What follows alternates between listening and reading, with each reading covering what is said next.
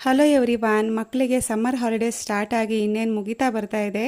ನಾವು ಕೂಡ ಅಮ್ಮನ ಮನೆಯಿಂದ ಬಂದ ಮೇಲೆ ಎಲ್ಲಿಗೂ ಹೋಗಿರಲಿಲ್ಲ. ಹಾಗಾಗಿ ನಮ್ಮ ಶಿವಮೊಗ್ಗದಲ್ಲಿ ಹೊಸದಾಗಿ ಆಗಿರುವಂತಹ ಓಷನ್ ವಾಟರ್ ಪಾರ್ಕ್ಗೆ ಹೋಗ್ಬರೋಣ ಅಂತ ಒಂದಿನ ಪ್ಲಾನ್ ಮಾಡ್ಕೊಂಡ್ವಿ. ಮಕ್ಕಳಿಗಂತೂ ತುಂಬಾನೇ ಇಷ್ಟ ಆಗತ್ತೆ ಈ ಪ್ಲೇಸು. ದೊಡ್ಡವರಿಗೂ ಕೂಡ ತುಂಬಾನೇ ಎಂಜಾಯ್ ಮಾಡ್ತಾರೆ. ಮಕ್ಕಳಿಬ್ರು ಹೋಗ್ತಿದ್ದಾಗೆ ನೀರಲ್ಲಿ ಇಳಿದ್ಬಿಟ್ರು. ಬೆಳಗ್ಗೆ 10:30 4:30 ತನಕ ಫುಲ್ ಡೇ ಇರುತ್ತೆ. ಮಧ್ಯ ಲಂಚ್ ಬ್ರೇಕ್ ಅಂತ 1:30ಗೆ ಬಿಡ್ತಾರೆ. ಎಂಟ್ರಿ ಫೀಸಲ್ಲೇ ಲಂಚ್ ಎಲ್ಲ ಇನ್ಕ್ಲೂಡ್ ಆಗಿರುತ್ತೆ.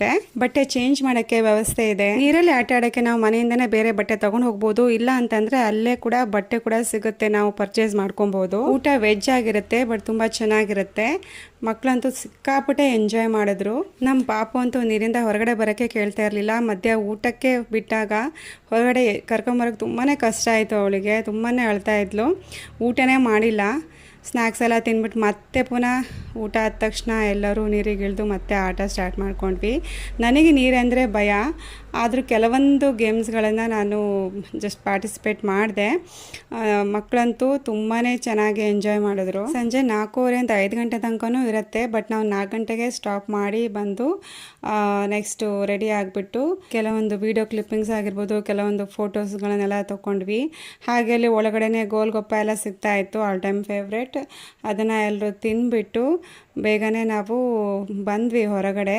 ಅಲ್ಲಿಂದ ಡೈರೆಕ್ಟ್ ಬಂದಿದ್ದೆ ನಾವು ಶಿವಮೊಗ್ಗ ಸಿಟಿ ಸೆಂಟರ್ ಮಾಲ್ಗೆ.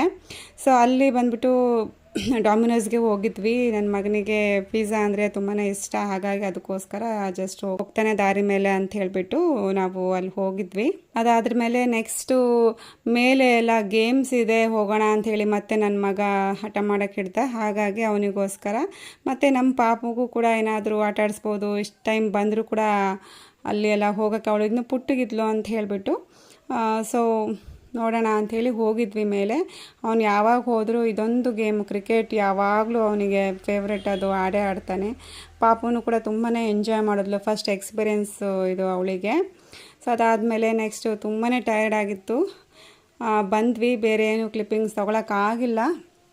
ಮನೆಗೆ ಬರ್ತಾ 8 ಗಂಟೆ ಆಗಿತ್ತು. ನೆಕ್ಸ್ಟ್ ಫ್ರೆಶ್ ಅಪ್ ಆಗಿ ಬೇಗ ಬೇಗ ಅಡುಗೆ ಮಾಡಿಕೊಂಡು ಊಟ ಮಾಡಿಕೊಂಡು ಮಲಗಿದ್ದಾಯಿತು. ಸೊ ಇದಾಗಿತ್ತು ನಮ್ಮ one day trip story. Video ಇಷ್ಟ ಆದರೆ ಪ್ಲೀಸ್ ಒಂದು ಲೈಕ್, ಶೇರ್, ಕಮೆಂಟ್ ಮಾಡಿ. Thank you for watching.